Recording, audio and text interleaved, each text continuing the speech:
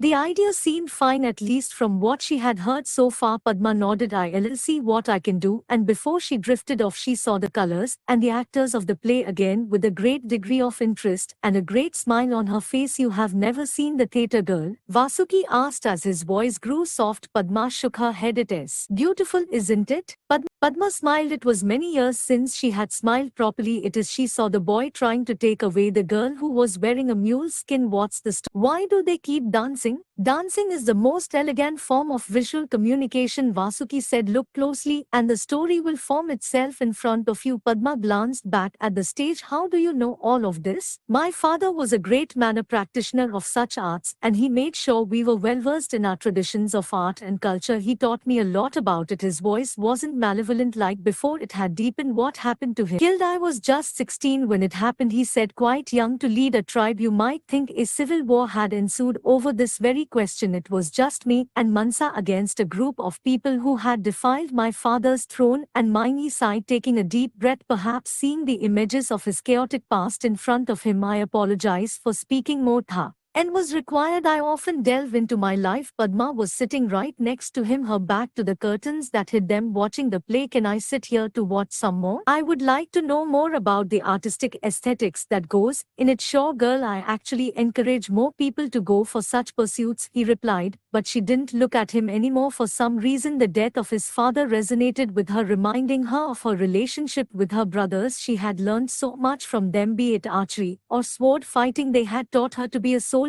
because they were once themselves. Her three elder brothers were guardsmen to Vedanta, and the fourth one, who had been younger, was aiming to be one like them. Padma had wanted to join the movement and become the first woman Senapati until the tragedy had struck them. Was this something your father taught you? Yes, eating this garbage, he signaled at the bitter leaves he was crunching. I had begun. He trailed off. Padma turned as she realized he didn't complete his sentence when she found his throat had been slit and he was choking on his own blood, his mouth opening and closing mechanically. His eyes were lifelessly staring at her with a faint look of surprise etched on his face. Her eyes shot up, realizing it was done by none other than one of Kali's twin generals. It was the woman with the golden hair holding the bloody dagger over Vasuki's dead body, and the smile clearly showed that she was coming next for Padma. Padma deflected the attack just in time. With her daggers crossing each other, Vikoko tried to hit her repeatedly until Padma felt and grabbed her own dagger. With a sharp roll, Padma reached for her legs and tried to trip her. It didn't work, and with a swift shove, Padma was tossed against the wall. Vikoko came lurching at her, the dagger reaching for Padma's skull. When she deflected again, she was quick. They both had their weapons drawn against each other, their heads coming close, their eyes meeting. And then Padma, using the force of her bent knees, leapt up, leaving Vikoko dumbstruck. She came over Vikoko's back and with the hilt of her dagger hit her on the head. With that, Vikoko fell down, but it wasn't the end of it. As Padma tried to stab her, Vikoko just pushed her away. Padma lost her balance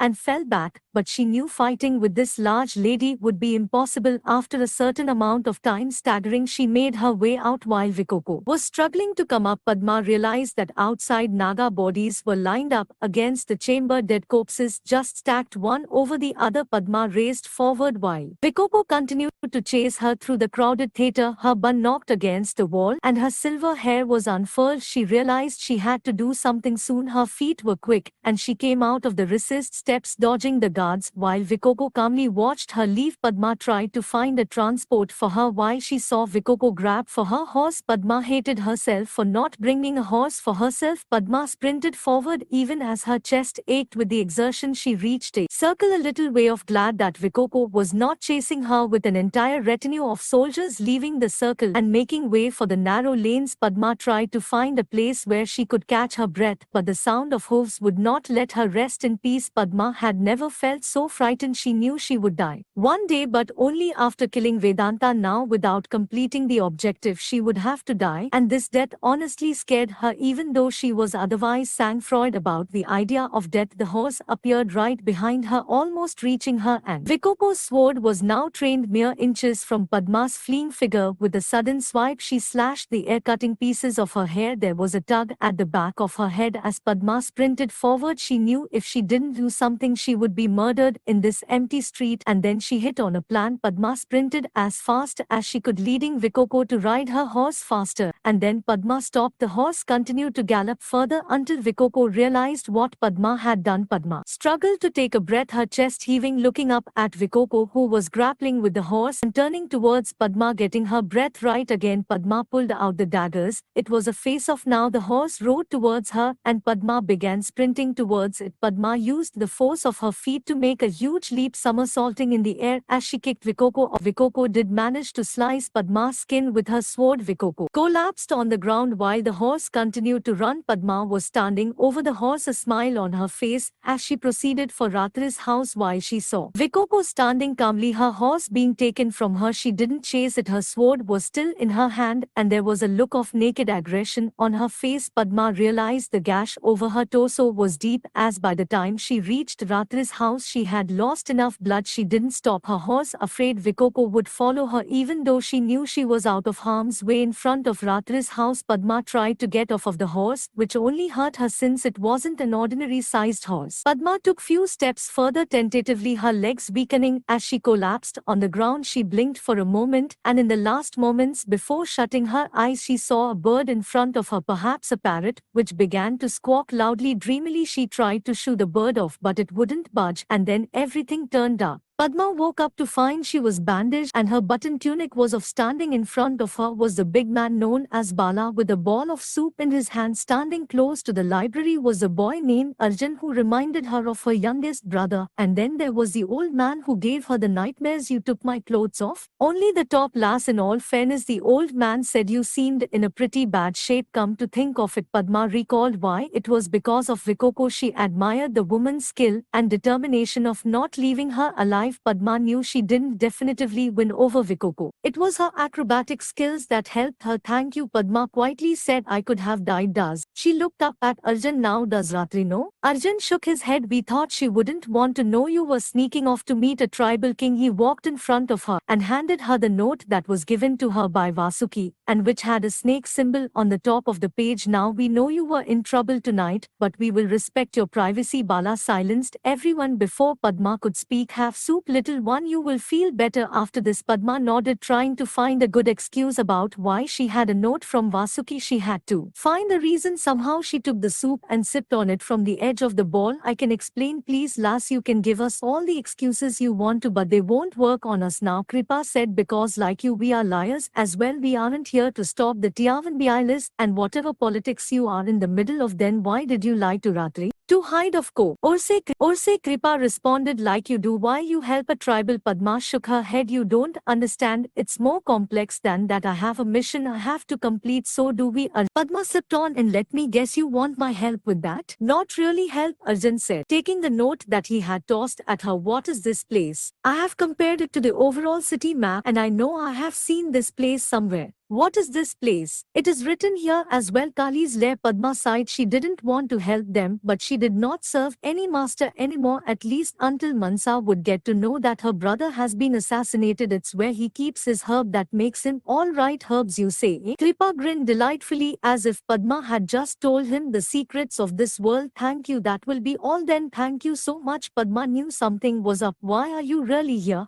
"None of your business, lass. It's like the time we didn't care about your business." "You do realize," Padma began, "I was about to leave Ratri, so you ratting me out wouldn't bother me, but I will make sure to tell her everything about your antics before I leave." Arjun shot Kripa a look as if he was being an idiot. Then he looked back at Padma tenderly. "We are here to free my brother." "Shut up, boy," Kripa scolded. "No, we can use her help," Arjun snapped. "She knows everything about the city and it keeps more than us. She can guide us. "Yes, as she finishes her soup early as well, old man," Bala said, taking the ball away from her. "Impressive, little one." Kripa groaned in surrender. "Brother? Who?" "Kalki." She hadn't heard the name. Arjun figured that's why we are here. "And this place," he signaled at the note, "can be our gateway to get him." "What is so special about this place?" Padma asked. Kripa interfered. It holds an ingredient which can be used to make a bomb to blow up a part of the prison where Kalki is locked. Happy? Padma didn't even know explosives existed. Fireballs. Sure, explosives were tricky and needed a lot of knowledge and expertise which Padma see in any of them. But then she got an idea. Who will make the explosives? Guilty. Kripa raised his hand as he briskly walked on the floor, impatient. Perhaps that so much had been revealed. Can he even make it? He is an acharya, Arjun said. But aren't acharyas supposed to be at a gurukul? I am not. Happy? Kripa grunted. Arjun came closer to Padma, looking straight in her eyes. I'm not lying. He's good. I trust him. All right, I will help you enter the keep, get whatever you need, and leave, Padma said. Since she knew she would hit the bull's eye by playing on both sides, but I want something in return. Kripa stopped pacing. Let's hear it, lass. I want a pair of explosives for myself. What would you use it for? Kripa arched his brows. You do realize they aren't child's play, lass. They can destroy an entire place if you use it in the right quantity. Padma raised her eyebrows, smirking but tight-lipped. That's the reason I want to use it. Standing next to his loyal twin guards Coco and Vikoko, Kali watched the funeral procession of Vasuki. A smile undeniably concealed behind the mask of grief shadowed his face. He had worn a black dhoti even on this day, with a long cloth wrapped around his chiseled body. He had trimmed his hair off with a knife. Standing in front of the mirror, feeling the traces of growth on his bald head, Kali realized he was ugly. Even though Coco said he looked handsome, he didn't think so. He wanted to hide his face. Disgusted with the scabby and sagging skin, he loved his hair, but with the illness he had to let go of that vanity. The funeral was over, and all the council heads had been there. Vedanta was still petrified by Kali, which was nice since Kali liked fear in the Manav's eyes. Kuvera was glad, almost too glad, a gleaming smile over his face. Kali still remembered what had taken place the day he had stepped into their so-called secret meeting. What do you want? Vedanta had asked. The same thing as you. I want to end all those who have gone behind me, starting with Vasuki. Kali had responded, though they didn't notice the subtle malice in his words. For others, Kali knew he was going mad. Vedanta and